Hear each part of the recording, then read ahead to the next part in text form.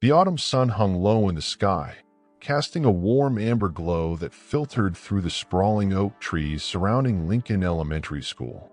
The air was crisp with the unmistakable bite of fall, and the dry rustle of leaves skittering along the pavement played like a distant, familiar song. Evelyn Parker, a 67-year-old grandmother with silver-streaked hair pulled into a loose bun, stepped carefully along the narrow concrete path leading to the school gates. Her pace was slow but steady, the kind of walk that spoke of experience, patience, and quiet determination. She clutched the strap of her old leather purse, a scuffed relic she'd owned for nearly 30 years, a stubborn attachment to a past she wasn't ready to leave behind. Her eyes scanned the sea of parents and children gathered in front of the school's entrance. Mothers calling out names, fathers checking their watches, and kids with backpacks too big for their small frames darted around like fireflies in the fading daylight. Evelyn didn't join the crowd. She never did.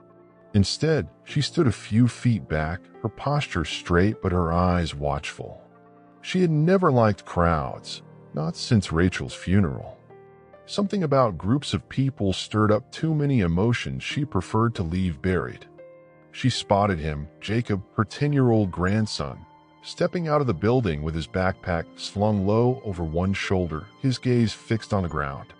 His curly hair, wild as ever, caught the light in streaks of copper and gold. Evelyn's heart ached at the sight of him. He looked so much like Rachel at that age. Same eyes, same frown, same way of carrying the weight of the world on his small shoulders. Every time she saw it, it made her feel like she was looking at a ghost. "Hey, Grandma," Jacob said when he reached her, his voice soft, eyes still trained on the ground. He didn't smile, and he didn't hug her like he used to. Evelyn knew better than to push. "Hey there, kiddo," she replied, ruffling his hair. He didn't pull away, but he didn't react either. They walked together in comfortable silence, just as they had every day since Evelyn became his guardian. "Mrs. Parker, isn't it?" A voice called from behind them. Evelyn stopped, glancing over her shoulder. A tall woman in a navy blue dress approached with a small stack of folders pressed to her chest. Her brown curls framed a face that seemed too kind to be real. Evelyn recognized her instantly. Miss Harper, Jacob's homeroom teacher. They'd seen each other at school meetings, exchanged polite nods at parent-teacher nights, but they'd never really spoken beyond that. Teachers, Evelyn believed, were best left to their classrooms, just as grandmothers were best left to their homes. "Yes," Evelyn replied, turning slowly to face her. Her eyes darted to Jacob, then back to Miss Harper, her guard going up as naturally as breathing. "Is there something wrong?" Her voice was steady but firm, with just a hint of suspicion. "Not at all," Miss Harper said with a smile that didn't quite reach her eyes. "I'm glad I caught you. I was hoping we could talk for a moment about Jacob." Evelyn's stomach tightened, her grip on the purse strap growing firm. Her heart had been through enough in the past few years, and every mention of Jacob and talk in the same sentence made it race. Her mind immediately began scanning for problems, grades, behavior, maybe a fight on the playground. But Jacob wasn't a troublemaker, not by any stretch. He was quiet, maybe too quiet, but he wasn't the kind of boy to stir things up. "Is he all right?" Evelyn asked, her tone sharp with concern. "Oh, he's doing fine academically," Miss Harper said quickly, offering a small, reassuring smile. "He's bright, very bright, but I've noticed he's been a bit withdrawn lately. He doesn't raise his hand much in class anymore. He used to." She glanced down at Jacob, her face softening. "I know kids go through phases, but I've seen it enough to recognize when something's on a child's heart. I just wanted to check in with you, see if maybe there's anything I should know, or if you'd like to talk about it." Evelyn's chest tightened. Her eyes shifted away from Miss Harper and landed on Jacob, who was now pretending to kick at a leaf on the ground. He didn't look up, and that, more than anything, told her the teacher was right. He'd always been a quiet boy, but lately that quiet had felt heavier. The air between them at home had grown still in a way Evelyn couldn't quite name. She'd told herself he just needed time. Time to heal, just as she did. But healing had a funny way of never going as planned. "He's had a lot to deal with these past few years," Evelyn said, her voice low but steady. "We're managing as best we can." Her eyes met Miss Harper's, and for the first time she saw something she didn't expect. It wasn't pity. It was understanding. The kind that didn't need words. "I figured as much," Miss Harper replied, her voice gentle but firm. "I know you're doing your best. But if you ever want to talk about him, about anything, I'm here." Evelyn blinked, feeling her heart do a strange, uncomfortable twist in her chest. Talk? She wasn't one for talking. Talking didn't change what happened. Talking didn't bring Rachel back. Talking didn't fill the empty chair at the dinner table or stop Jacob from having those quiet nights where he'd sit on the couch and stare at the TV without seeing it. She'd lived too long to believe in the power of words. But still, Miss Harper's offer sat in the air between them, like a door cracked open just a sliver. "Thanks," Evelyn muttered, glancing at Jacob again. She could feel him watching her now, even though he was still looking at his shoes. Her pride told her to walk away. She'd raised her daughter alone, and now she was raising her grandson the same way. No help, no handouts, but something stopped her. What if Jacob needed more than her? The thought gnawed at her, bitter and persistent. She glanced back at Miss Harper, her eyes narrowing slightly as if weighing the risk. "I'll think about it," she added finally. Her voice was quieter this time, and she hated how uncertain it sounded. Any time, Miss Harper said, her smile kind and knowing. "Take care, Mrs. Parker. And you too, Jacob." She nodded to them both, her eyes lingering on Jacob for a moment longer before turning and walking toward the parking lot. Evelyn didn't move right away. She watched Miss Harper go, her eyes fixed on the woman's back as if waiting for her to turn around and say something else. But she didn't. She just walked away, her curls bouncing slightly with each step. Jacob glanced up at his grandmother, eyebrows raised like he was waiting for her to say something. But she stayed quiet. Not just quiet still. The world around them moved on as parents shuffled their kids into cars, school buses rumbled down the street, and leaves swirled in slow spirals across the pavement. But Evelyn didn't move. "Grandma." Jacob's voice broke through the noise, soft but clear. "Yeah," she answered, still watching Miss Harper disappear into the distance. "You okay?" he asked. She finally turned to look at him, her eyes searching his face for something she couldn't quite name. She nodded slowly, forcing a small smile. "Yeah, baby," she said, brushing a hand across his cheek. "Let's get home." They walked together, side by side, as the last light of day sank behind the trees. But this time, Evelyn wasn't just thinking about getting through the night. For the first time in a long time, she was thinking about something else. What if it wasn't just about getting through? What if there was more to do than endure? What if talking wasn't about fixing things, but about carrying them together? And for the first time in a long time, she didn't feel quite so alone. The following week, the air grew colder, and with it, Evelyn's mood seemed to shift as well. The late afternoons felt darker than usual, and the early sunsets left the house wrapped in shadows far too soon. Each evening, the faint ticking of the living room clock echoed through the house like a persistent reminder of time slipping away.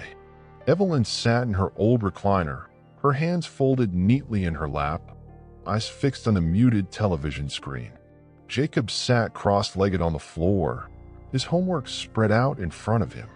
His pencil moved slowly, his eyes darting between his workbook and the blank space where his answers should be. She watched him closely, noting the way he tapped the pencil against his cheek, lost in thought. "You stuck on something, baby?" Evelyn asked, leaning forward just a little. Jacob shrugged, his face blank but his eyes full of frustration. "It's fine," he muttered, tapping the page with the eraser. "Fine usually means it ain't fine," Evelyn said, easing herself out of the chair with a small grunt. Her knees ached more these days, but she was used to it. She made her way over to him slowly, sitting on the couch behind him. She glanced to the page, eyes scanning the math problems and the empty answers that should have been there. "Multiplication, huh? Looks like they're throwing the big stuff at you now." "It's not hard," Jacob replied, still tapping the pencil. "I just don't feel like doing it." Evelyn sighed quietly. She knew that feeling. It wasn't about the work being hard. It was about not having the energy to care. It was about that weight on your chest that made everything feel too big, too heavy. She reached down and ran her fingers gently through his curly hair. "Sometimes we do things even when we don't feel like it," she said, her voice soft but firm. "It's called showing up, and it counts for more than you think." Jacob tilted his head up to look at her, his brown eyes wide with something she couldn't quite name. Hurt? Tiredness? Loneliness? They all looked the same sometimes. He didn't say anything, but he turned back to the page and started working through the first problem, one slow number at a time. Evelyn watched him, her heart aching with a kind of pride that felt too heavy to carry alone. Later that night, after Jacob had gone to bed, Evelyn sat at the kitchen table with a cup of tea in front of her. Her eyes stared into the dark liquid, steam curling in lazy ribbons into the air. The house was quiet, the only sound being the faint hum of the refrigerator. She had planned to enjoy the peace, to let her mind rest. But rest never came easy. Her gaze drifted to the calendar hanging on the wall. Her fingers twitched. The date circled in red was creeping closer, Rachel's birthday. It would have been her 40th. It had been 3 years, but it still felt fresh, like a wound that had scabbed over, but hadn't healed underneath. Her throat tightened, and she pressed her fingers against the bridge of her nose, taking slow, deliberate breaths. "You're doing fine, Evelyn. You're doing fine." But it wasn't true, and she knew it. She was doing the same thing Jacob was doing with that homework, tapping the pencil, staring at the problem, pretending it would solve itself. She was just older, better at faking it. The phone rang, sharp and loud, cutting through the quiet like a slap. Evelyn flinched, her heart jumping in her chest. She reached for it quickly, eyes darting toward the hallway where Jacob slept. She answered on the second ring. "Hello, Mrs. Parker. It's Miss Harper." Evelyn frowned, her fingers tightening around the phone. "Evening," she said slowly, confused by the late call. "Everything all right?" "Everything's fine, I promise." Miss Harper's voice was calm but careful, like she knew she'd already disrupted Evelyn's peace. I've been thinking about our conversation last week. About Jacob. I hope I'm not overstepping, but I wanted to follow up. Sometimes kids don't know how to say what they're feeling. I thought maybe we could work together on that." Evelyn's jaw tensed. "He's fine," she said too quickly, like a door being slammed shut. "He's been through worse." "I'm sure he has," Miss Harper replied, her voice still gentle, still steady. "That's exactly why I wanted to check in. Sometimes kids think they have to be strong for the adults around them." She let that line hang in the air for a moment before adding, "Sometimes the adults think they have to be strong for the kids, too." Evelyn's breath caught in her throat. Her grip on the phone loosened, and she pressed her lips together, saying nothing. "She thinks she's clever, doesn't she?" Evelyn thought, her pride flaring up like an old injury. She didn't need this teacher getting inside her head. She'd survived this long by keeping her pain to herself, not by laying it out for strangers to pick apart. "Look, I know you've got a lot on your plate," Miss Harper said, her tone softening even more. "I'm not trying to tell you how to do your job. I'm just saying, sometimes it helps to have someone else in your corner. For you and for him. Silence filled the line. Evelyn could hear her own breath, could hear the sound of the clock ticking in the kitchen. She glanced at the calendar again, at the red circle around Rachel's birthday. She hated that circle. Hated that it was even there. She closed her eyes, squeezing them tight. I appreciate it, she said quietly, forcing the words out like they cost her something. I'll think about it. Thinking about it is a good start, Miss Harper replied with a small laugh, and for some reason, Evelyn felt the corner of her mouth twitch into the beginnings of a smile. They hung up, and Evelyn sat there for a while, staring at the phone like it had asked her a question she didn't know how to answer. She thought of Jacob sleeping down the hall, his small frame curled up in a blanket too big for him. She thought of Rachel's birthday, of the way they used to bake cakes together when Rachel was little. They'd always make a mess. Flour on the counters, sprinkles on the floor. She thought of Rachel as a teenager, standing at that same kitchen counter, talking about college and dreams that were too big to fit into words. And then she thought about the last phone call she'd ever had with her daughter, Rachel telling her she'd be home late, that she was running errands, that she loved her. It had been a normal conversation. Normal in every way that mattered. Until it wasn't. Evelyn stood abruptly, her chair scraping against the floor. Her chest felt tight, her breath shallow. She reached for the sink, gripping the edge until her knuckles turned white. You're doing fine, Evelyn. You're doing fine. She shook her head, gripping tighter. Her reflection in the window above the sink stared back at her, older and more tired than she remembered. She hated that face. Hated that it looked like a woman who'd been holding too much for too long. Just get through it, she muttered, like a chant, like a spell. Just get through it. Her eyes flicked back to the calendar. That red circle was still there. It would always be there. But this time, she didn't look away. Not immediately. For the first time in a long time, she thought about what it would mean to face it, not just the date, but everything tied to it. She poured the rest of her tea down the drain and stood there for a moment longer, her hands pressed flat against the counter. Her eyes lifted to the hallway where Jacob slept, safe and sound for now. She thought about Miss Harper's words about having someone in her corner. She didn't know if she believed in that yet. She didn't know if she was ready to believe in it. But for the first time in a long time, she didn't dismiss it right away. Maybe thinking about it was a good start after all. The following week started like any other, but it didn't take long for Evelyn to sense something was off. The days had grown colder, and the sharp chill in the air made her joints ache worse than usual.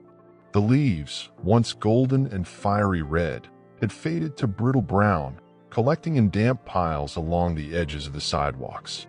Her breath fogged the air in front of her as she walked to the school to pick up Jacob, her scarf pulled tight around her neck. She wasn't in the mood for conversation, not that she ever was. But something about today felt different, and she couldn't put her finger on it. When she reached the school gates, she spotted Miss Harper standing just outside, her arms crossed over her chest as she watched the children stream out of the building. Evelyn's eyes narrowed. It wasn't unusual to see her there, but there was something about her posture, stiff, alert, watchful. Evelyn hesitated, her fingers curling tighter around the strap of her purse. Jacob was one of the last kids to leave the building, his head down, hands stuffed in his coat pockets.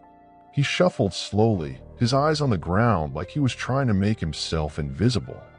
Evelyn's eyes darted between him and Miss Harper. She could feel it now, something had happened. Her chest tightened. She didn't like surprises. Jacob, Evelyn called, her voice sharper than she intended. He looked up, startled, then made his way toward her with slow, heavy steps. Miss Harper followed. Mrs. Parker, Miss Harper called out as she approached. Her voice was calm but carried a certain weight. The kind of tone people use when they're about to say something you don't want to hear. Can I have a word with you? It's about Jacob. Evelyn's pulse quickened. Her eyes flicked down to Jacob, who refused to meet her gaze. She knew that look, the one where a child knows they're in trouble, but won't admit it until you force it out of them. Her jaw tightened. What happened? She asked, her eyes locked on Miss Harper. Nothing serious, Miss Harper said quickly, glancing at Jacob with a reassuring smile. But I think it's best we talk privately. Her heart dropped. Nothing serious never actually means nothing serious. She glanced down at Jacob, her voice firm but not unkind. Go wait by the bench, she said, tilting her head toward a spot by the playground. I'll be there in a minute. Jacob hesitated for a second, his eyes darting between Evelyn and Miss Harper like he was trying to gauge how much trouble he was in. But he obeyed, shuffling toward the bench with his head still down. Once he was out of earshot, Evelyn turned to Miss Harper, folding her arms. All right, she said, her tone sharp and direct. What's going on? Miss Harper sighed, glancing over her shoulder to make sure Jacob wasn't listening. She lowered her voice. He got into an argument with another student today.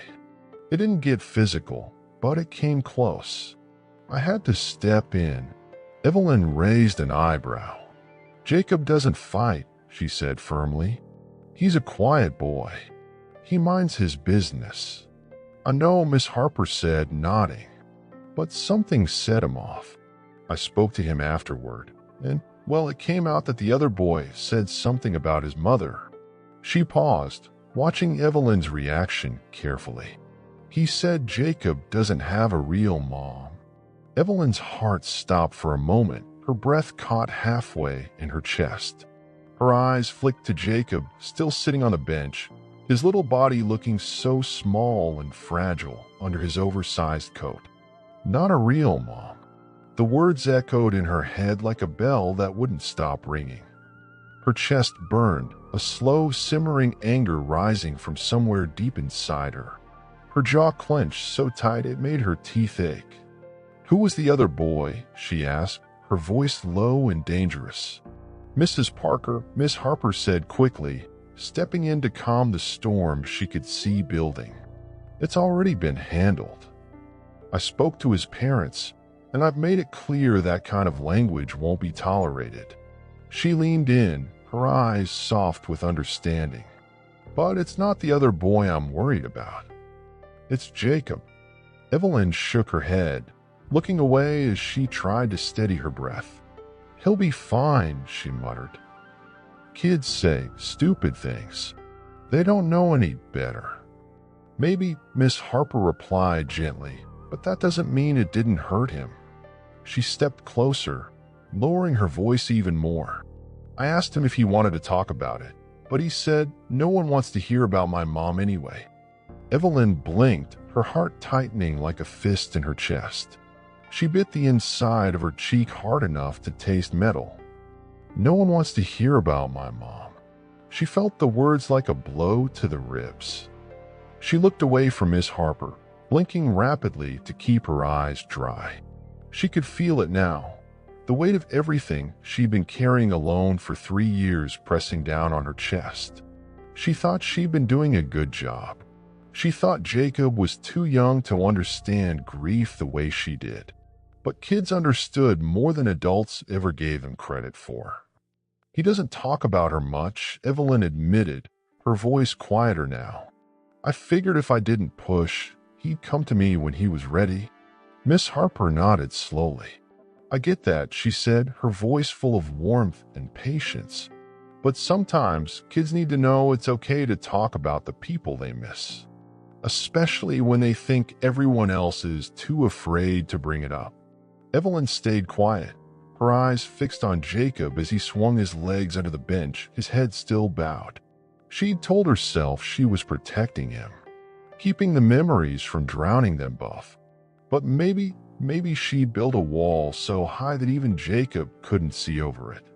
I'm not saying it's easy, Miss Harper continued, sensing Evelyn's silence. But I've seen it before. Kids think if the grown-ups aren't talking about it, they aren't allowed to either. Evelyn glanced at her, the weight of those words settling heavy on her heart. If the grown-ups aren't talking about it, they aren't allowed to either. She thought of all the nights she'd sat in silence while Jacob watched cartoons, all the mornings they ate breakfast with nothing but the sound of the clinking of spoons against bowls. She thought she was giving him peace, but maybe she'd been giving him silence instead. "I'll talk to him," Evelyn muttered, her eyes still on Jacob. "Take your time," Miss Harper said. "He's lucky to have you." "Yeah, well," Evelyn replied, forcing out a dry laugh. "Luck's a funny thing." When Miss Harper left, Evelyn walked over to the bench and sat next to Jacob. For a while, she didn't say anything. They just sat there together, watching the wind kick up little whirlwinds of leaves across the playground. Her hands stayed folded in her lap, her eyes on the ground in front of her. "Your teacher told me about what happened," she said finally, not looking at him. Jacob's whole body tensed. He kept his eyes on the ground. "I didn't start it," he muttered. "I didn't." "I know," Evelyn replied, her voice quiet but sure. She glanced at him out of the corner of her eye, watching him carefully. "Miss Harper said the boy said something about your mom." Jacob shrugged, his eyes darting away. "It doesn't matter," he mumbled. "He's stupid." "Yeah," Evelyn said, leaning forward, her elbows on her knees. "Kids say stupid things, but sometimes they say things that stick." She took a slow breath. "You know, you can talk to me about her, right?" He glanced at her, his face scrunched up like he didn't believe her. "You never do." Her breath hitched in her chest. She opened her mouth to respond, but nothing came out. Jacob's gaze stayed on her, hard but full of something that looked a lot like hope. "Maybe I should," Evelyn said, her voice shaky but honest. She nodded slowly, more to herself than to him. "Maybe we should both start talking about her." Jacob didn't say anything, but for the first time in a long time, he leaned his head against her shoulder. She froze for a moment, her breath caught in her chest. Then she wrapped her arm around him, holding him close. The sun dipped lower behind the trees, and the cold air nipped at her face, but for the first time in a long time, Evelyn felt warm. The following evening, the house was quieter than usual. The hum of the refrigerator buzzed in the background, and the only other sound was the soft scratching of Jacob's pencil against his notebook. He sat at the kitchen table, his head tilted to the side as he concentrated on his spelling words. Evelyn moved slowly around the kitchen, wiping down the countertops, though they were already clean. Her movements were mechanical, like her body was on autopilot while her mind wrestled with something she didn't want to face. Her eyes kept drifting to the calendar on the wall. Rachel's birthday. 3 days away.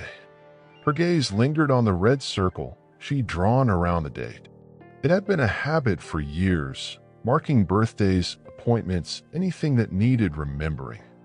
But now it felt like that red circle was staring back at her, daring her to confront it. Her grip on the dishcloth tightened. She hadn't baked a cake on Rachel's birthday since she died. It felt wrong, like celebrating something that wasn't there anymore.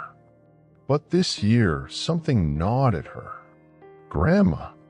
Jacob's voice pulled her back into the present.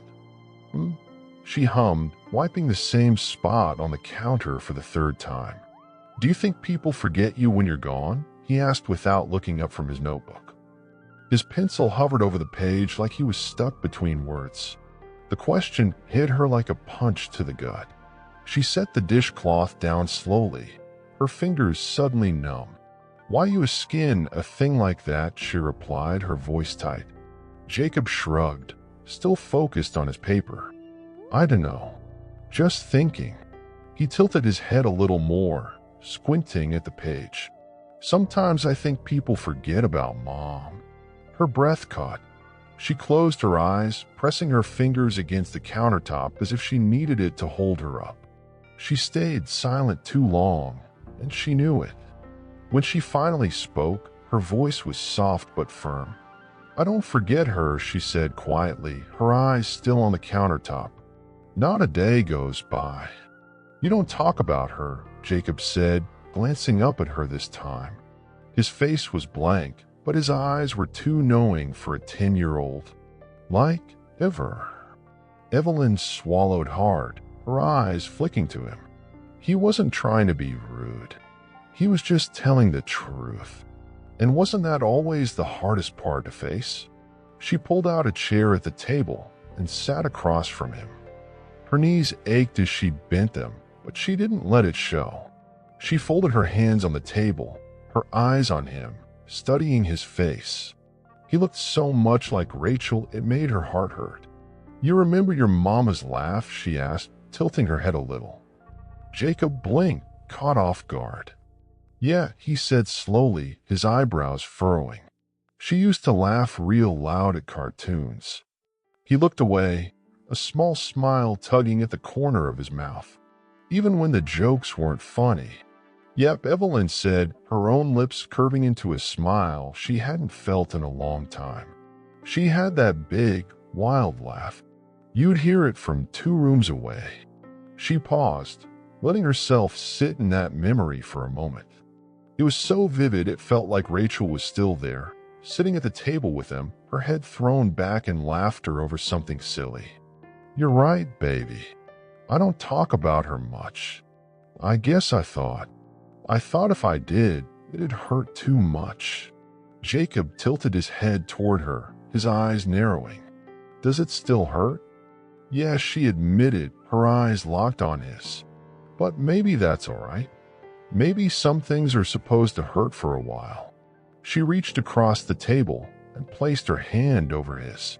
"Don't think for 1 second that I forgot her. Don't think for 1 second that you gotta forget her either."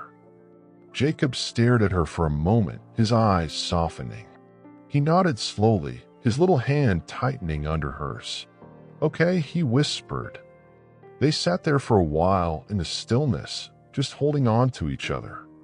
No words, no noise, just them and the weight of everything they'd been carrying alone for too long. That night, Evelyn lay in bed, staring up at the ceiling. The soft glow of the streetlight outside filtered through the thin curtains, casting faint lines of light across the room. She hadn't been able to sleep. Her mind kept going back to that conversation at the kitchen table. The things Jacob had said, the way his voice had been too soft for a boy his age. Her eyes shifted to her nightstand, where a small photo frame sat. It was an old photo, Rachel at 16, grinning like she owned the world. Her curls were wild and free, just like her spirit. Evelyn reached over, picking up the frame slowly.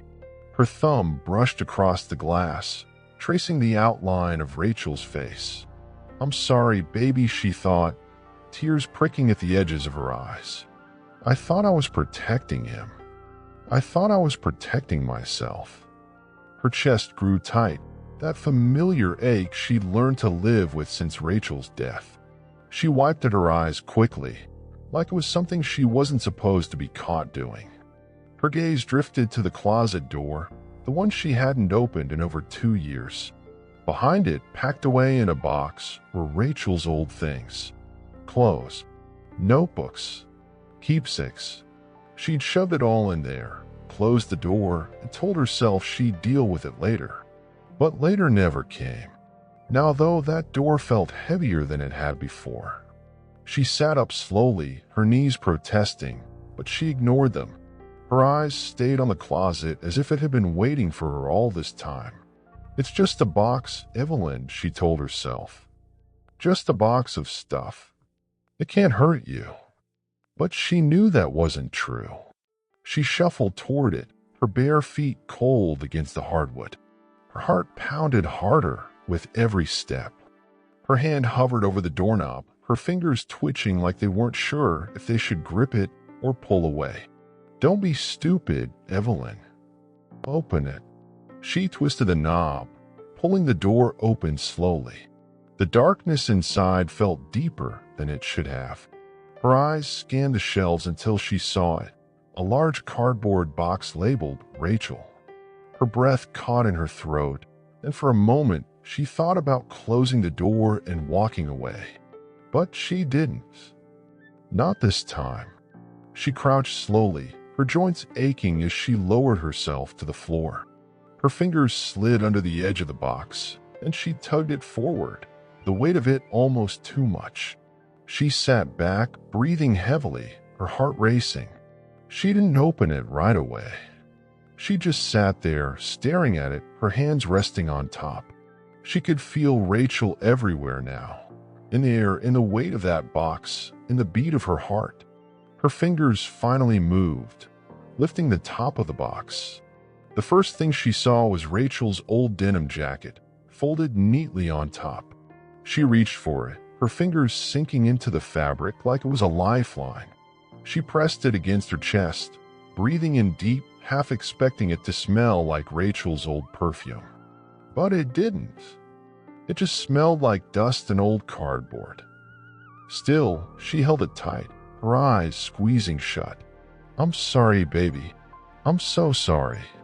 Her tears came quietly, one after another, soaking into the denim. Her shoulders shook, and for the first time in a long, long time, she didn't try to stop them. She let them fall. She let herself feel every ounce of it. The grief, the love, the anger, the loss. She let herself feel it all. When she finally wiped her eyes, she looked down at the rest of the box. There were photos, letters, and an old notebook. Her fingers hovered over the notebook before pulling it out. It was bound in soft, worn leather, with Rachel's name written on the front in black ink. She flipped it open and saw Rachel's handwriting, her big, messy letters filling every page with notes, dreams, and little doodles on the margins. Her eyes landed on one line, written in the center of a page like it was meant to be seen. "Don't let them forget me, Mama." Her breath hitched, tears blurring her vision all over again. "I won't, baby. I promise you I won't." 3 days later, Rachel's birthday arrived like an unwelcome guest knocking on the door. No amount of ignoring it could make it go away. The morning sun crept in through the kitchen window, casting long beams of light onto the table where Evelyn sat, stirring a cup of black coffee that had long since gone cold. Her eyes were distant, fixed on nothing in particular. She hadn't slept much the night before.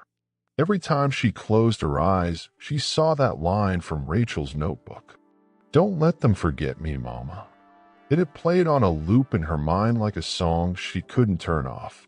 Jacob padded into the kitchen wearing his dinosaur pajamas, rubbing the sleep from his eyes.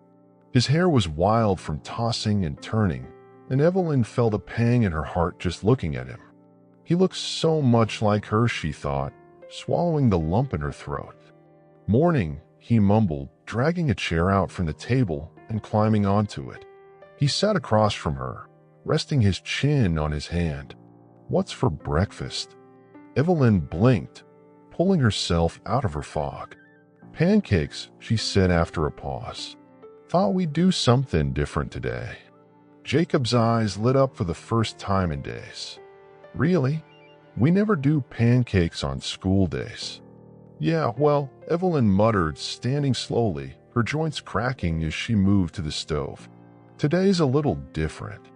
Her voice was quieter than she'd intended, but Jacob didn't seem to notice. She grabbed the pancake mix from the cupboard and started working, cracking eggs into the bowl with a sharp tap, each one feeling like it broke something inside her too. The kitchen filled with the sound of sizzling batter hitting the pan, the soft rhythm of the spatula tapping against the skillet. She could feel Jacob watching her, his eyes following her movements like he was trying to figure her out. "Why is today different?" he asked, his tone careful but curious. Her back stiffened. She kept her eyes on the pan, flipping a pancake with a little too much force. "Just is," she said shortly. Jacob went quiet for a moment, but she knew the wheels in his head were turning. He was too smart for his own good sometimes. "It's Mom's birthday, isn't it?" he asked quietly. His voice was so soft, it barely reached her ears, but it landed with the weight of a stone in her chest. Evelyn froze. Her hands hovered over the pan, and for a second, she didn't move at all. Her eyes stayed fixed on the pancake, but her vision blurred with the sudden sting of tears she hadn't been ready for. "Don't let them forget me, Mama." "Yeah," she finally said, her voice thick. She cleared her throat and flipped the pancake. "Yeah, baby, it is." He didn't say anything at first. She could hear him drumming his fingers on the table, a slow, steady rhythm that matched the ticking of the kitchen clock. "Can we do something for her?" Jacob asked, his voice small but steady. Her breath hitched in her chest. She blinked quickly, trying to clear her vision. "Like what?" she asked, keeping her eyes on the stove. "I dunno," Jacob muttered, his fingers still drumming. "Something she'd like." Evelyn turned to face him slowly, her hands gripping the spatula tightly. Her heart felt like it was being squeezed from the inside out. "Like what?" she asked again, her voice softer this time, less guarded. Jacob shrugged, glancing up at her with those big, wide eyes that held too much understanding for a 10-year-old. "She liked cake," he said simply. "We could make her a cake. Like we used to." Her throat closed up. She could still see it in her mind. Rachel, younger, flour on her cheeks, laughing as she tried to crack eggs without getting shells in the batter. She could see Jacob sitting on the counter, watching with wide eyes, waiting for his turn to stir the bowl. It had been so normal, so easy. They had no idea how fragile it all was. "We haven't baked a cake in a while," she muttered, glancing toward the cupboard where she knew the baking pans were stored. "I'm not sure if I've got everything." Jacob raised his eyebrows, tilting his head toward the cupboard. "We've got flour. I saw it last week. Sugar, too." His eyes darted toward the fridge. "We've got eggs. We can do it, Grandma." The hope in his voice made her chest ache. She nodded slowly, setting the spatula down and wiping her hands on her apron. "All right," she said, glancing at him. "After breakfast, we'll do it." Jacob's face split into a grin, the first real smile she'd seen on him in weeks. He didn't say anything else, just nodded like it had already been decided. Evelyn turned back to the stove, blinking back tears she didn't want him to see. Later that afternoon, the kitchen was a mess. There was flour on the counter, sugar scattered like confetti, and eggshells piled on the edge of the sink. Jacob stood on a chair, whisking the batter in a big metal bowl with as much focus as if he were solving a puzzle. His tongue stuck out just a little as he stirred. "Not too fast," Evelyn said, leaning over him, her eyes watching his every move. "You're gonna slosh it everywhere." "I'm not," Jacob replied, his eyes narrowed with concentration. "Miss Harper says I've got good control." Evelyn raised an eyebrow, trying not to smile. "Is that so?" "Yep," he said, his grin wide as he poured the batter into the round baking pan. He did it carefully, tilting the bowl just right. When it was done, he glanced up at her, eyes bright with pride. "Told you." All right, Evelyn said, placing the pan in the oven. "Don't let it get to your head." While the cake baked, Jacob sat at the table with a piece of paper and crayons. "I'm going to make her a card," he said, his tongue peeking out as he focused on a paper. "A card?" Evelyn asked, glancing over her shoulder. "Yeah," Jacob said, his voice full of certainty. "People should still get cards on their birthday, even if they're not here." Her breath caught in her chest. She turned away quickly, busying herself with wiping down the counters. Her eyes stung, but she didn't let it show. Not in front of him. "Don't let them forget me, Mama." She glanced back at him, watching the way he carefully drew flowers on the card with shaky little hands. He was right. People should still get cards, even if they weren't here. She walked over to him and sat down beside him, her eyes on his drawing. "Can I help?" she asked, her voice quieter than she meant it to be. Jacob nodded, sliding the paper toward her. "You can draw the flowers. You're better at them than me." Evelyn reached for a crayon, her fingers moving slowly. Her strokes were soft, deliberate, each petal drawn with care. It felt strange but right, like opening the box from the closet. Painful, but necessary. "Grandma," Jacob said after a while, his voice small but sure. "Yeah, baby," she replied, her eyes still on the flowers she was drawing. "Do you think she's watching us?" he asked, glancing up at her with a serious look on his face. Her hand paused on the paper. She blinked, looking at him, her heart so full it felt like it might burst. "Yeah," she said, nodding slowly. "I think she is." He smiled, his eyes squinting the way Rachel's used to. "Then she's probably laughing at you for getting flour on your shirt," he said, pointing to the white streak across her blouse. Evelyn laughed, a deep, hearty laugh that caught her off guard. It started as a small chuckle, but grew until her shoulders shook, and she had to wipe tears from her eyes. Jacob grinned, his own giggles following hers like an echo.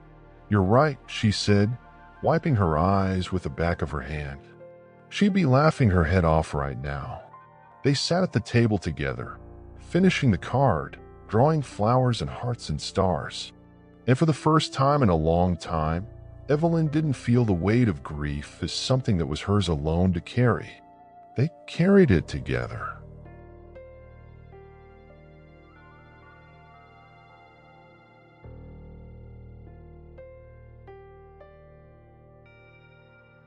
The following Saturday morning arrived with a kind of stillness that made Evelyn uneasy. The autumn chill had seeped into the house overnight, and even with the heater humming softly in the background, the air felt cold. She woke up before the sun, her body stiff from a restless night. Her dreams had been filled with Rachel's laughter, that big, wild laugh that echoed through her memories like a melody she hadn't heard in years. But the dream had shifted halfway through, the sound of laughter twisting into something else. Something sharp. Something wrong. By 6:30 a.m., Evelyn was already in the kitchen, sipping on her first cup of coffee. The house was quiet except for the ticking of the wall clock. Her eyes wandered to the calendar, where the red circle around Rachel's birthday still stood out like an open wound. Her eyes lingered on it for a moment before drifting toward the hallway. The box. That box. It had been sitting there since she pulled it out earlier in the week. She'd barely scratched the surface, only looking at the photo in Rachel's old notebook. But she knew there was more inside. She could feel it. For days, she'd been telling herself she'd get to it later.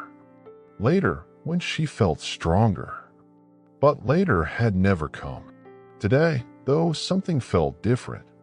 Her eyes stayed in the hallway, her heart beating a little faster with every second she stared. "Just look, Evelyn. It's just a box." But she knew that was a lie. It wasn't just a box. It was everything she hadn't faced. Her fingers tightened around the warm mug, her jaw clenched with quiet resolve. She set the mug down with a soft thud, rubbed her hands together like she was preparing for a long, cold job, and marched toward her bedroom. Her steps echoed in the quiet house. The moment she reached the closet, her heart started thudding harder. She crouched slowly, her knees aching, but she didn't stop.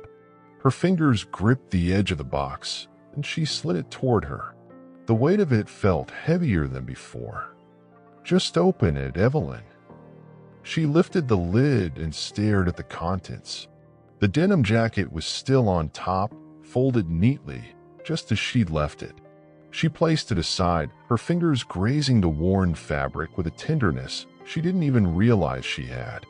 Beneath it were more notebooks, stacks of old receipts, and a few envelopes marked personal in Rachel's handwriting. Her fingers hovered over them, her breath shallow as if opening an envelope would release something she wasn't ready for. But she'd already come this far. She pulled one of the notebooks free and opened it to a random page. Rachel's handwriting was big, loose, and hurried, like she'd been trying to get everything down before she forgot it. Evelyn flipped through the pages, her eyes catching bits and pieces of thoughts. I wish I could just disappear for a while. It's not fair. People say things like, it'll get better, but nobody says how long you have to wait. He's still outside, just sitting there in his car. Evelyn's fingers froze. Her breath caught in her chest. Her eyes darted back to that last line. He's still outside, just sitting there in his car. Her pulse quickened, a cold rush of panic spreading through her veins. Her eyes scanned the surrounding entries, searching for more. Who? She thought, her heart racing. Who's outside? Her eyes dropped to another entry a few pages later. I told him to leave me alone, but he laughed. Said I was too cute to be so mean. I hate that stupid grin. Her fingers tightened around the edge of the page, her breathing faster now. Her eyes darted from line to line, piecing together a story that had been right in front of her all along. He followed me to the grocery store today. I didn't think he saw me, but then I heard his voice behind me. You shopping for me too, Ratch? I wanted to scream. Her heart dropped. Her breath came in short, shallow pulls. The words felt like knives cutting through her, each one sharper than the last. Followed, laughed, didn't leave. Her eyes scanned faster now, flipping pages, desperate for more. Her hands were shaking. Her eyes locked on a name. Brian. The name sat in the middle of the page like it had been waiting for her. Brian showed up at work again today. He didn't even pretend he had a reason to be there. Just stood at the counter, smiling. I told my manager, but she said he wasn't breaking any rules. I feel like I can't breathe when he's around. Her breath hitched, her hands trembling. Her eyes went wide, her heartbeat thunderous in her ears. Brian. She knew that name. Brian. A face flashed in her mind, young, scruffy beard, wide smile. That boy Rachel used to work with. He'd come to the house once, waiting outside while Rachel ran inside to grab her purse. Evelyn had seen him through the window. She'd seen him smile. That smile. Her chest grew tight, her breathing shallow and fast. She flipped to the next page. He's outside again, just parked there. I'm not going out there. Evelyn's hands covered her mouth as a sob broke free from her chest. Her whole body shook. Her knees pressed into the floor, and she rocked forward, clutching the notebook like it was Rachel herself. She was afraid. She was afraid, and I didn't see it. Her sobs grew louder, and she didn't care if Jacob heard. She cried into her hands, her heart breaking all over again. All this time, she blamed herself for not being able to protect Rachel from the accident. She blamed the rain, the wet roads, the timing, the freak chance of it all. But now she knew. It wasn't an accident. Rachel wasn't just gone. She'd been chased. Her mind raced. Did he follow her that night? Did he scare her so bad she lost control of the car? Her stomach churned with rage, so hot it made her feel like she was burning from the inside out. She clutched the notebook tight to her chest, her breath ragged and uneven. Minutes passed before she finally pulled herself off the floor. Her eyes were red, her face damp with tears, but she felt something stronger than grief now. She felt clarity. Her mind was sharp. Her heart was cold, steady in a way she hadn't felt in years. He's still out there, living his life while Rachel is gone. Her fingers reached for her phone on the nightstand. She swiped through the contacts until she found the name she needed. Her brother, Marcus. She tapped the number, her breath slow but controlled. He answered on the second ring. Evelyn. Her voice was steel. I need you to come by. What's wrong? He asked, his voice suddenly serious. You remember that boy Rachel used to work with? Brian, she said, her voice slow, deliberate, dangerous. I found her notebooks. She wrote about him. He was following her, scaring her. And I think he followed her that night. Silence. Then Marcus's voice dropped, low and sharp. Where is he now? I don't know, Evelyn said, her jaw tight. Her eyes flicked to the kitchen window, scanning the street outside. But I'm gonna find out. Say less, Marcus replied, his voice filled with quiet fury. I'm on my way. Evelyn hung up and sat at the edge of her bed, the notebook still in her lap. Her fingers ran across Rachel's name on the front cover. She whispered, her voice hard but steady. I'm not letting you be forgotten, baby. I promise. Her eyes drifted to the window, her mind sharper than it had been in years. She wasn't just grieving anymore. She was watching. The wind outside picked up, rustling the leaves across the pavement. She watched them blow across the street, her eyes unblinking. She sat perfectly still, her gaze steady, her breath slow and controlled. Then she waited. If Brian ever showed his face again, she would be ready.